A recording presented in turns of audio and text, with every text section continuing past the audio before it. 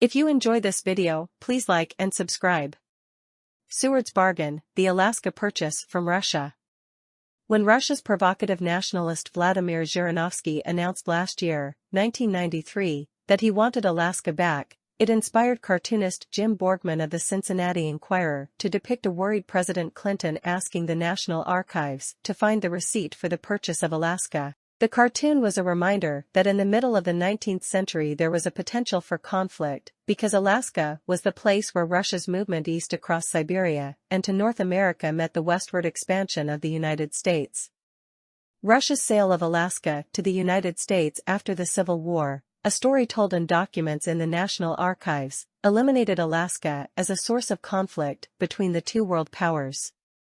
Russia's interest in Alaska dates from 1741, when explorer Vitus Bering reached the North American mainland. In 1799 the Tsar established the Russian-American Company and granted it complete political and economic control over the area claimed, and the company established a trading post at Fort Ross, just north of San Francisco.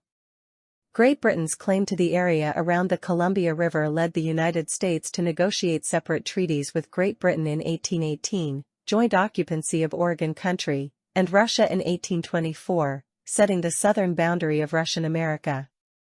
In the expansionist years of the 1840s and 1850s, American interest in the North Pacific grew, and Russia began to think of selling Alaska to the United States. During the Crimean War between Britain and Russia, Alaska was neutralized, but Russia realized it might lose Alaska to Great Britain in any future war, and the Russian-American Company required heavy government subsidies from a depleted Russian treasury. In 1856 the Russian minister to the United States, Eduard de Stoeckel, recommended selling Alaska to the United States. Some advisors to the Tsar agreed and even suggested a price, $5.6 million. Senator William Gwin of California, who had constituents embroiled in a contract controversy with the Russian-American Company, talked confidentially to Stoeckel and President James Buchanan and suggested $5 million as a fair price. Stoeckel was instructed to seek a higher price, but to wait until after the company's charter expired in 1862. Senator Gwin also recommended delay until the election of a new president. The country would not support any proposal from the unpopular Buchanan, and any hint of northern expansion would become embroiled in sectional politics and opposed by slave state senators. The pre-Civil War negotiations failed because Russia was not ready to sell and the U.S. offer was not enough. After the war, expansionist spirit in the United States diminished, but Russia was ready to sell. In December 1866, Stoeckel, in Russia for the first time in 7 years, met Tsar Alexander and his leading advisors.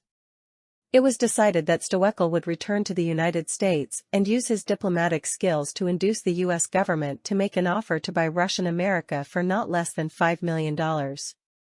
Stoeckel was a popular diplomat in Washington, especially after marrying an American, Elizabeth Howard from Massachusetts, but after 15 years in the United States he hoped that successful negotiation for the sale of Russian America would bring him financial reward and promotion to a better diplomatic post in Europe.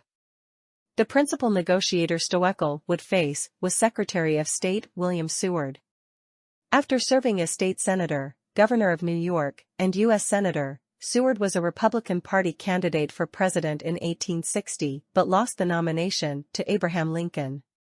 Lincoln asked him to be Secretary of State, and Seward served with distinction throughout the Civil War. Seward had a broad vision of commercial expansion of the United States, particularly in China and the Pacific, and as early as 1864 he had suggested to the Russian government that talks about Alaska would be beneficial to us, and by no means unprofitable to Russia. Stoeckel returned to Washington, met with Seward at the new State Department building on March 11, 1867, and wasted no time with diplomatic maneuvering. He said he was authorized to receive an offer for Russian America. At a second meeting, on Thursday, March 14, Seward announced that he had consulted with President Andrew Johnson, who was not inclined toward the purchase, but was nevertheless willing to accept Seward's judgment. Seward said he was interested but needed to consult the cabinet. Stoeckel offered to promote the sale by talking to some of his friends in the Senate and House, but Seward insisted on secrecy until the cabinet was agreed. They discussed the price. Seward suggested $5 million, or perhaps $5.5 million, but no more. Since Seward had raised his own bid, Stoeckel decided to remain silent and suggested in a cable to Russia that he would try to get $6.5 million, or at least $6 million. By Friday, March 15, Seward had a draft treaty prepared for the cabinet discussion and asked for authority to pay Russia $7 million for Alaska. There was little interest, no comment from President Johnson, and no cabinet disagreement.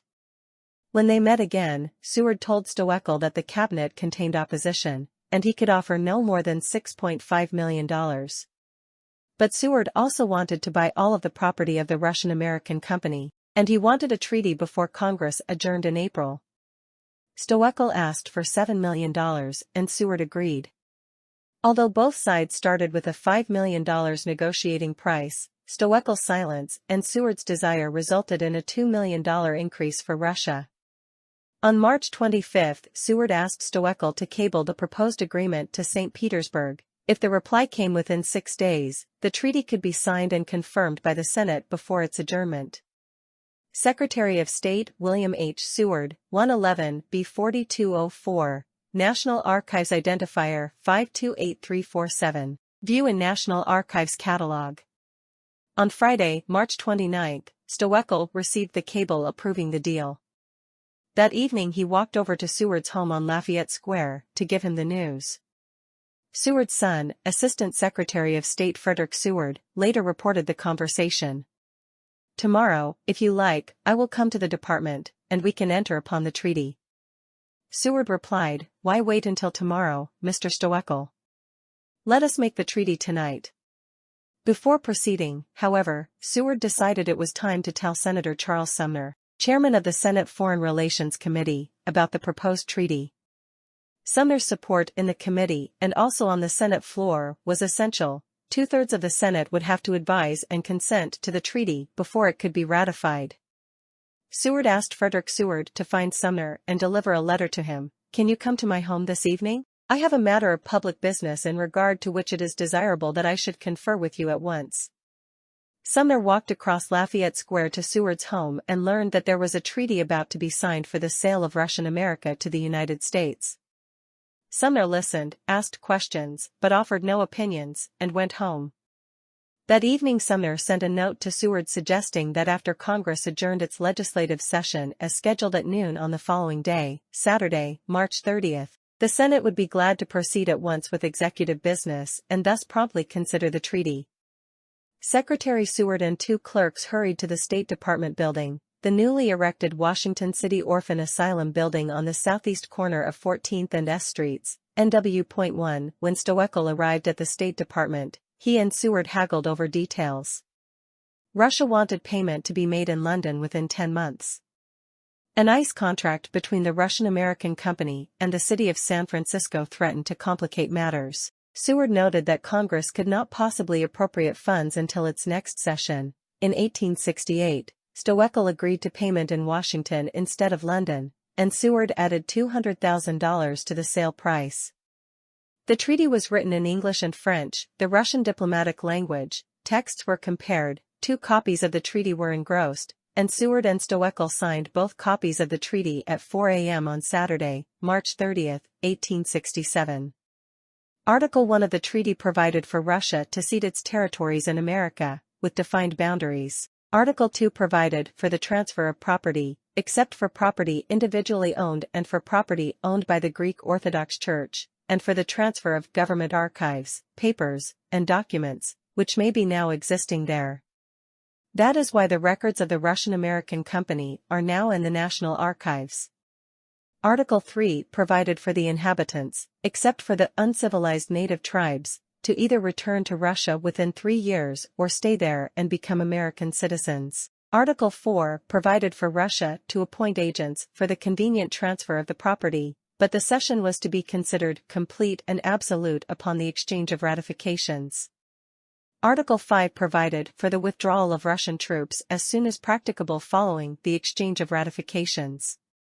Article 6 provided for the United States to pay, within 10 months of the exchange of ratifications, $7.2 million in gold for free and clear title to the ceded territory. Article 7 provided for the exchange of ratifications to take place within 3 months, or sooner if practicable. Seward, hoping for rapid Senate approval of the treaty, wasted no time. By 10 a.m. that Saturday morning, he met with the cabinet and President Johnson. Both Johnson and Seward signed the presidential proclamation calling the Senate into special session on Monday, April 1. Johnson also submitted a formal message to the Senate requesting its advice and consent to the treaty, and the Senate referred it to the Foreign Relations Committee. Seward lined up newspaper support. Only Horace Greeley's New York Tribune opposed the treaty, and wined and dined influential senators.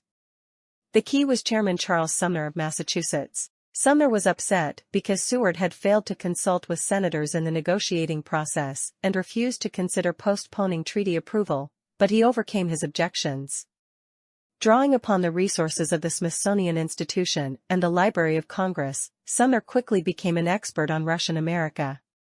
Instead of simply not opposing the treaty, he became its most ardent advocate. After 4 closed-door committee sessions over a 10-day period, Sumner finally secured committee approval on Monday morning, April 8. When the full Senate met in executive session that afternoon, Sumner spoke for 3 hours from a single sheet of notes, providing an exhaustive summary of the argument favoring the purchase. Later published as the Speech of Honorable Charles Sumner, of Massachusetts, on the cession of Russian America to the United States, the original handwritten draft of the manuscript filled 225 pages. It was during that speech that Sumner first used the word Alaska to describe Russian America. On the following day, after 6 more hours of debate, the full Senate finally approved the treaty by a 37-2 vote. Tsar Alexander ratified the treaty on May 3, 1867. Seward received word on May 15 that the ratified treaty was on its way to the United States, and he notified Seward. Even though President Johnson did not formally ratify the treaty until May 28, 1867, Seward agreed on May 22 to Seward's request to immediately send American troops to Alaska. Finally, at Seward's insistence, ratifications were exchanged on June 20, 1867, in Washington, 2 weeks earlier than planned. The commissioners named to effect the exchange were Brig General Lovell H. Rousseau and Captain Alexis Pesharov. They went to San Francisco and then sailed to Sitka for the formal exchange on October 18, 1867. Although the ceremony started smoothly, there were complications. The Russian flag got stuck and could not be lowered. Russian officials prepared a formal protocol listing government property, but not private property, to be transferred to the United States, plus a map showing the locations of the buildings and churches. A formal exchange document was signed by Rousseau and Pesharov. In the end, Alaska belonged to the United States, by treaty as well as by possession. As yet, however, no money had been paid. When the new session of Congress met in December 1867, President Johnson's message asked for an appropriation to pay for Alaska and a law to establish civil government there. Several private claims against Russia threatened to complicate the appropriation process. The impeachment of President Johnson and his trial in the Senate further delayed business past the April 20 deadline specified in the treaty. Worried about the delay, Seward promised to pay $20,000 in gold to Robert J. Walker, former Mississippi Senator and Treasury Secretary, to lobby for the appropriation. Finally, on July 14, the House voted 113 to 43, with 44 abstentions, to approve the appropriation of $7.2 million for the purchase of Alaska. The Senate approved a modified version, and so a conference committee had to reconcile the versions and resubmit it to both houses again. It finally passed on July 27, 1868. Treasury warrant in the amount of $7.2 million for the purchase of Alaska. In the mid-19th century, U.S. government procedures for disbursing $7.2 million in gold appropriated by Congress for the purchase of Alaska were little different than procedures for disbursing $150 for the purchase of a desk. On July 28, Secretary of State Seward signed a requisition for a warrant, number 4217, for $7.2 million in gold from the Treasury Department. On July 29, L. Smith, the first auditor of the Treasury, established an account, #165-615, and signed a report approving the payment of $7.2 million to the Emperor of Russia and sent it to the Comptroller of the Treasury. The Comptroller and the Register of the Treasury Department, the government's chief bookkeeping official, then certified the report. The Register of the Treasury wrote an order on the U.S. Treasurer, an appropriation warrant. The Treasurer, in turn, authorized the transfer of the funds to a departmental disbursing agent, who was accountable for the proper use of the money. On August 1, the agent wrote a draft in that amount, a pay warrant, payable to Edward de Stoeckel. Stoeckel endorsed the draft over to Riggs Bank with instructions to Riggs to pay the money to Russia's Bank for Foreign Accounts, the London office of Baring Brothers and Company. Riggs, who charged a fee of $3,600 for his services, sent only $7,035,000 to the Baring office in New York. Stoeckel authorized Riggs to pay Robert J. Walker $26,000 in gold for his lobbying services. What happened to the remaining $139,000? A single newspaper reporter, Uriah H. Painter, Washington correspondent for the Philadelphia Inquirer and New York Sun, stirred the pot. Painter's articles opposed both the treaty and the appropriation, but reportedly he offered to change sides and support the appropriation for a price. The offer was rejected. Painter discovered that Robert J. Walker went to New York, presumably to cash a check drawn on Riggs's New York bank, and thieves robbed him of $16,000 in gold treasury notes. Although quickly apprehended, only $11,000 was recovered, and Walker refused to press charges. In December 1868, the House of Representatives decided to investigate. Francis Spinner, the Treasurer of the United States, George Riggs of Riggs Bank, Secretary of State Seward, Robert Walker, and 8 other lobbyists and journalists all testified, but the final conclusion of the House Committee on Public Expenditures was barren of affirmative or satisfactorily negative results. Stoeckel had returned to Russia, and the charge d'affaires, Waldemar Bedisko, refused to testify. Russian archives reveal no names, but Stoeckel secretly reported that he had disbursed almost $200,000. It seems likely that some of the money was paid to other lobbyists, besides Walker, and to congressmen. Since $1 in gold was worth $1.50 in greenbacks, paying people with greenbacks added to the confusion evident in the House report. There are 2 contemporary accounts of payments. President Andrew Johnson wrote an undated note stating that Seward told him that John W. Forney, the editor of the Daily Morning Chronicle, received $30,000 in gold, that Walker and Stanton received $20,000, Banks got $8,000, and Stevens got $10,000. John Bigelow, former minister to France and a friend of Seward, reported in his diary that Seward told him that 10 members of Congress got $10,000, Walker got $20,000, Stanton got $10,000, J.W. Forney got $20,000, and $10,000 more were to be given to poor Thad Stevens, but no one would undertake to give that to him, so I undertook it myself. The poor fellow died, and I have it now. 2. A few days after the House Committee issued its report, the Johnson administration ended, and William Seward resigned as Secretary of State. In his retirement, Seward traveled across the country in a railroad hotel car furnished by George Pullman. After reaching San Francisco, he sailed to Sitka, Alaska, and there, in a speech on August 12, 1869, he predicted that with its scenery, weather, and resources, one day Alaska would become a state in the Union. 90 years later his prediction came true. Professor Ronald J. Jensen of George Mason University, author of The Alaska Purchase and Russian-American Relations, 1975, concludes that the money was distributed as follows. Payments in gold. $7,035,000 to Baring Brothers, $26,000 to Robert J. Walker and Frederick P. Stanton, $3,000 to D. C. Forney, $1,000 to M. M. Noah, $10,000 for the cost of the treaty telegram to St. Petersburg, $30,000 to John Forney, $21,667 to Stoeckel and Bedisko, $73,333 converted to greenbacks, see below. Underscore underscore underscore underscore underscore underscore underscore underscore underscore underscore $7,200,000 total in gold. Payments in greenbacks. $100,000 to 10 congressmen, including Banks. $10,000 to Stevens, kept by Seward because Stevens died.